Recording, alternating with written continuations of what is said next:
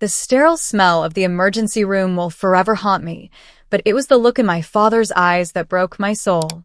"Don't ever come back.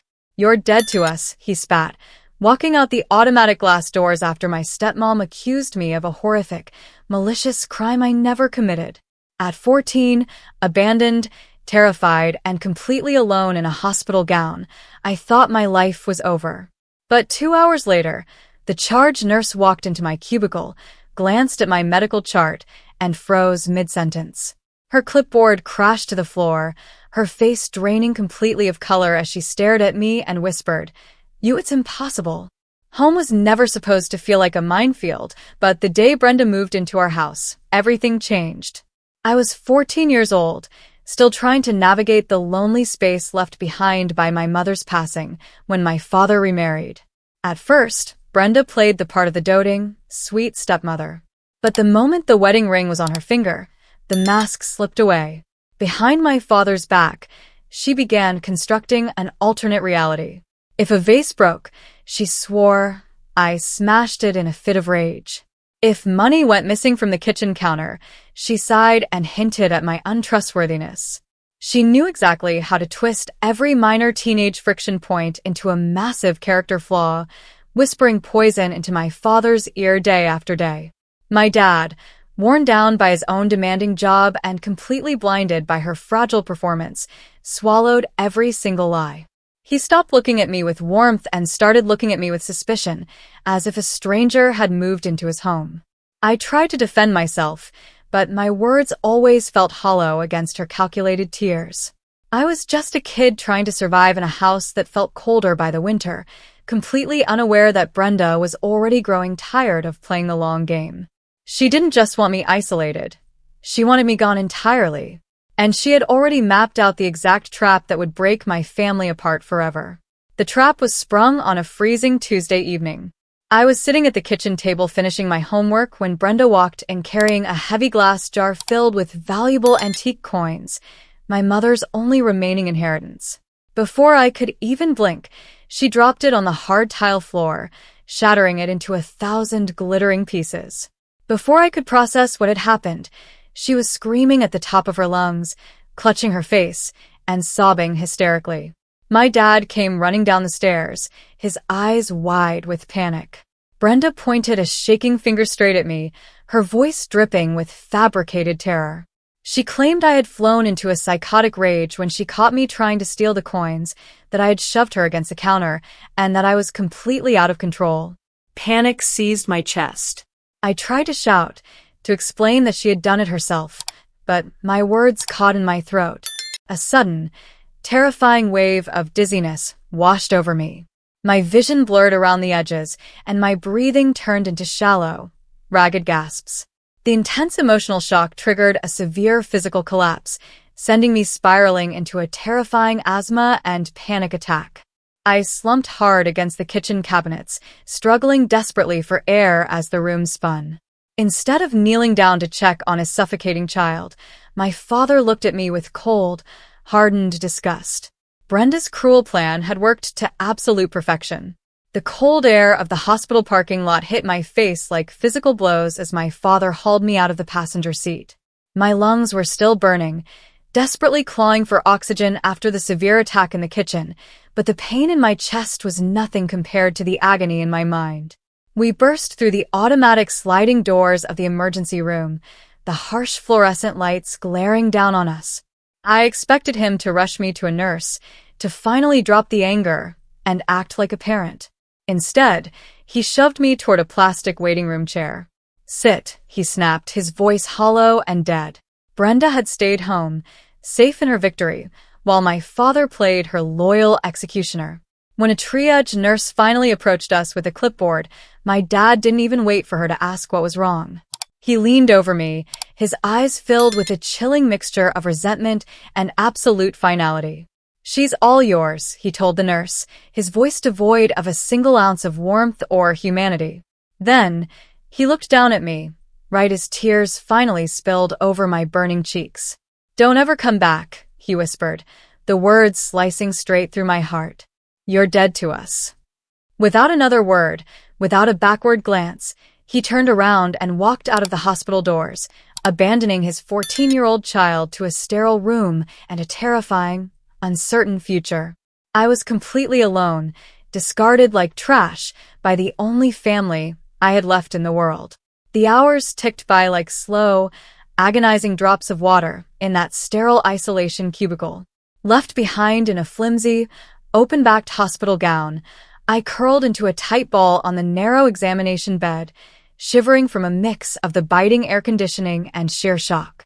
Every time the heavy swinging doors fluttered open, my heart leaped into my throat, desperately hoping my father had realized his mistake, that he was walking back in to take it all back. But nobody came. The nurses walked past with charts and 4 bags, glancing at me with a mixture of professional pity and distant curiosity, but no one stopped. The silence in the room was deafening, broken only by the rhythmic, mechanical hum of medical equipment down the hall.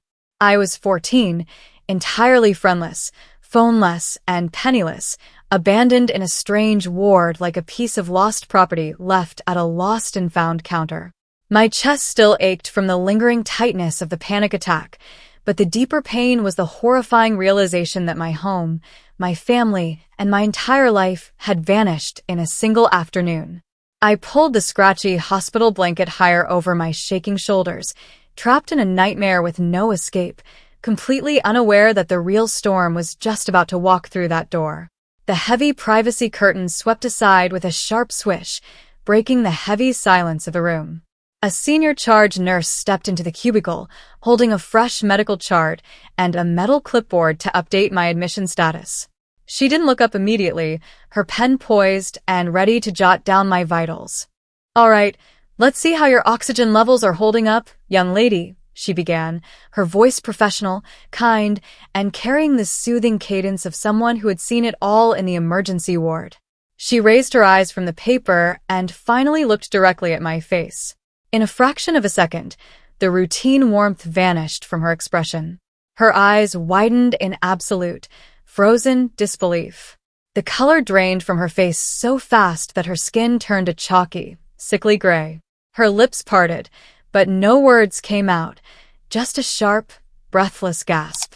The metal clipboard slipped entirely from her fingers, crashing hard against the linoleum floor and sending medical papers scattering in every direction. The pen rolled away into the corner.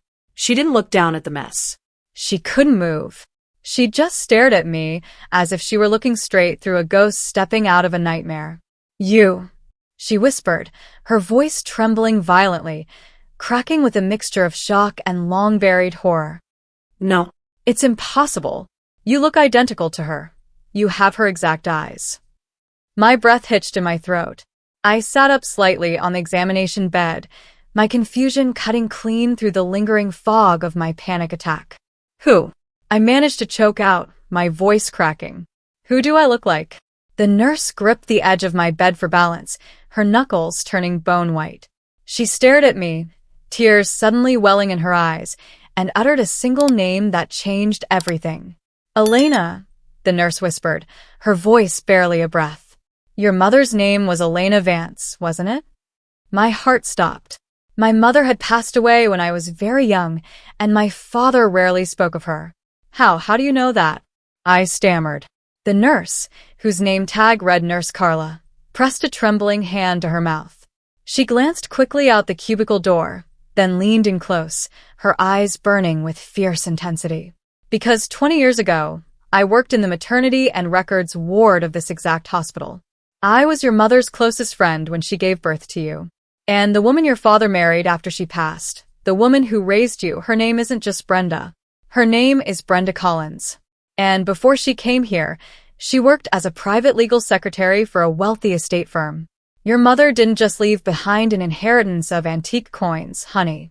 Your mother's family owned the land this entire hospital and half the commercial district sit on. An estate worth millions." The pieces violently clicked into place. Brenda hadn't just hated me. She'd been trying to erase me. I was the sole legal heir to my mother's massive trust fund, a secret my father had either forgotten or been manipulated into ignoring.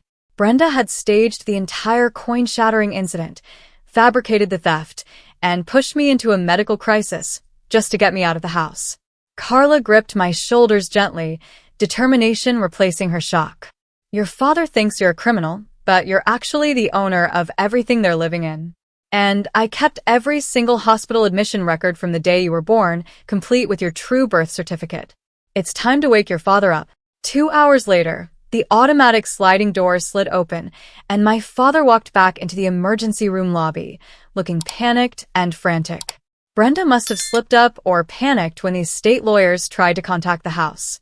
But he wasn't alone. Standing beside him was corporate legal counsel and nurse Carla, holding a thick, unsealed file containing my mother's true legacy and the absolute proof of Brenda's forged documents. When my father saw me sitting safely in the discharge wheelchair instead of discarded in an empty room, his face went completely pale. He rushed forward, stammering my name, reaching out a trembling hand as if he could erase the words, "You're dead to us," with a hollow apology. I didn't flinch, and I didn't take his hand. Instead, I stood up on my own 2 feet, stronger and sharper than I had ever been. Brenda was already arrested at home for fraud and corporate forgery. My father stood there shattered, realizing he had traded his real family for a monster's lie. I walked past him without a word, stepping out into the bright afternoon sun. They lost everything. I gained my freedom, and that was just the beginning.